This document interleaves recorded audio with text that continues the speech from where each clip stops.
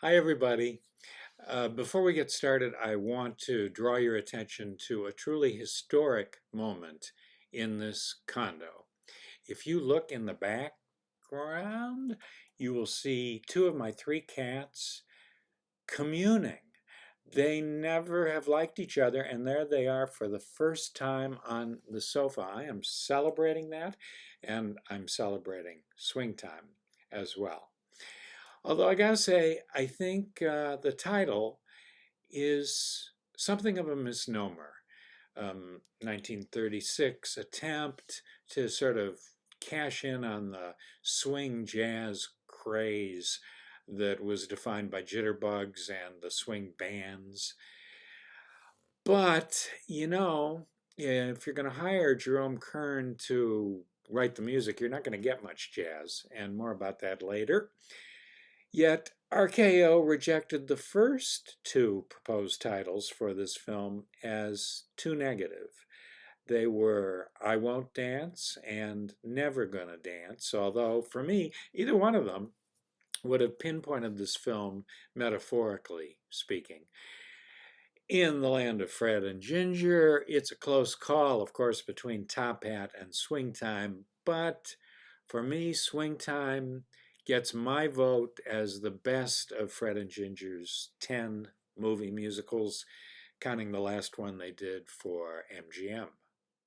What tips the scales for me is that there's a subtle melancholy in this movie that we don't find in the others. Granted, those expert comics, Helen Broderick and Eric Blore, members of what I'd call the unofficial Fred and Ginger repertory company, they provide lots of mirth. But the great sad sack comedian Victor Moore, in his debut in the series, evokes an undercurrent of swing time melancholy without making a big deal about it. So beautifully understated. He plays Pop, Astaire's best friend. As for Fred, he's a hoofer addicted to gambling. He meets Ginger on the streets of New York. They soon form a dance team, and after the required misunderstandings, they wind up a happily romantic couple. But Swing Time, you see, is different, at least in my opinion. The director, George Stevens, you know him from such films as Giant and A Place in the Sun. He took Swing Time just as seriously, and he fills it with marvelous touches. The screenplay, an original screenplay, was co-written by Howard Lindsay and Alan Scott. Lindsay and his usual partner Russell Crouse became Broadway headliners with Life with Father and State of the Union. His work on Swing Time has been described as careful, and that's meant as a compliment. Lindsay is walking a tightrope here, balancing the comedy with what lies underneath.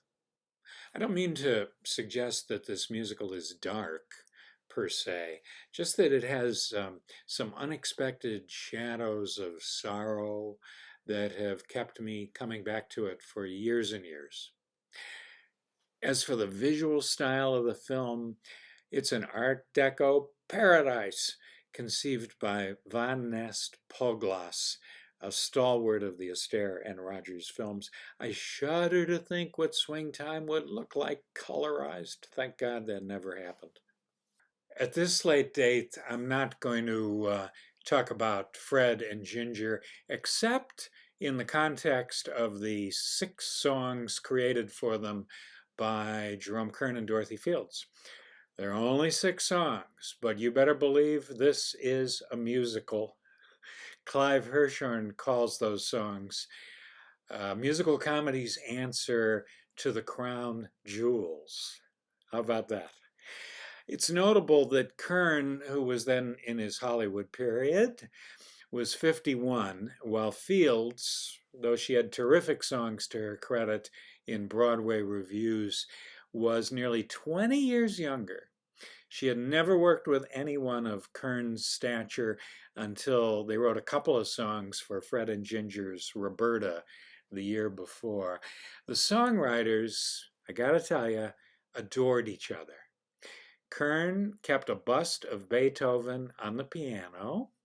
On good days, Beethoven faced them, but on less productive days, Kern turned the master away from them. Said the composer, "He's not happy."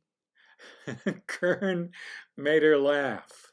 Okay, let's focus on the 6 musical numbers in their order of appearance, okay?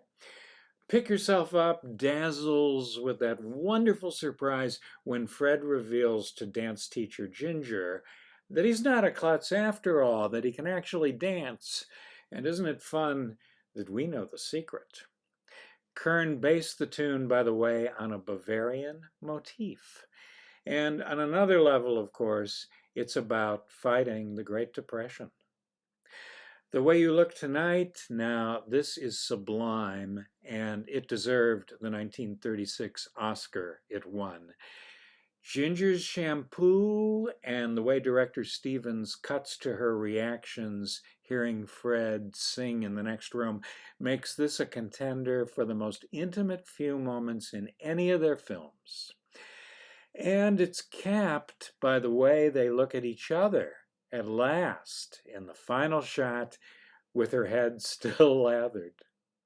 Dorothy Fields told the story of how when Kern first played the melody for her, Dorothy began to cry and had to leave the room. It was that beautiful. As for the waltz in Swing Time, George Metaxa, playing Ricardo Romero, leads it as an exhilarating dance number with his high society band, as opposed to a true swing band. It's filled with terrific variations on the main theme, but we can't give Kern full credit for the final product.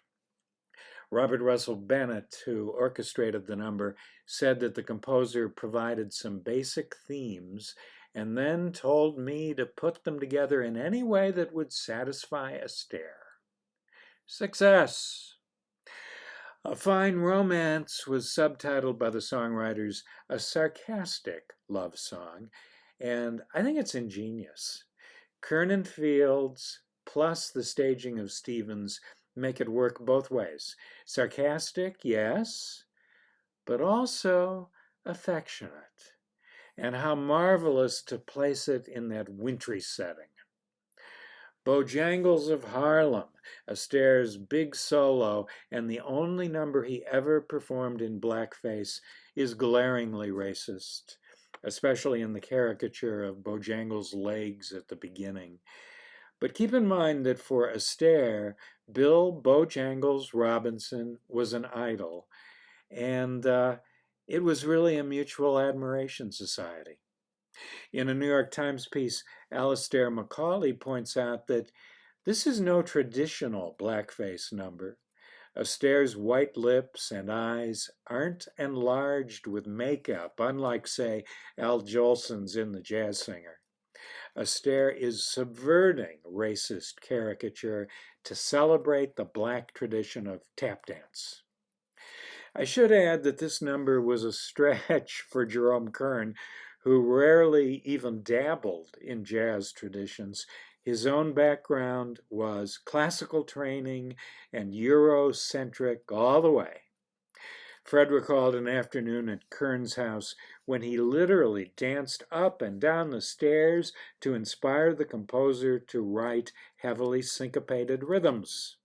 The result, critics have called it one of Fred's most rhythmically imaginative routines. And finally, I love this so much, Never Gonna Dance.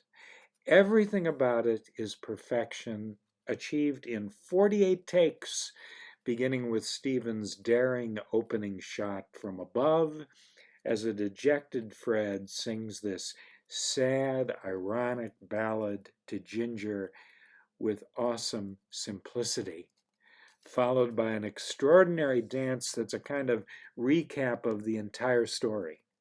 The Kern melody is graced with yearning, and Fields' lyric, I think it's one of the most poetic of her 50-year career. Sings Fred, "Though I'm left without a penny, which is a play on Ginger's character's name. The wolf was not smart. He left me my heart. And so I'll never go for anything but the La Belle, La Perfectly Swell Romance. Never gonna dance. Never gonna dance. Only gonna love you. Never gonna dance. I'm Bill Rudman from the Musical Theater Project.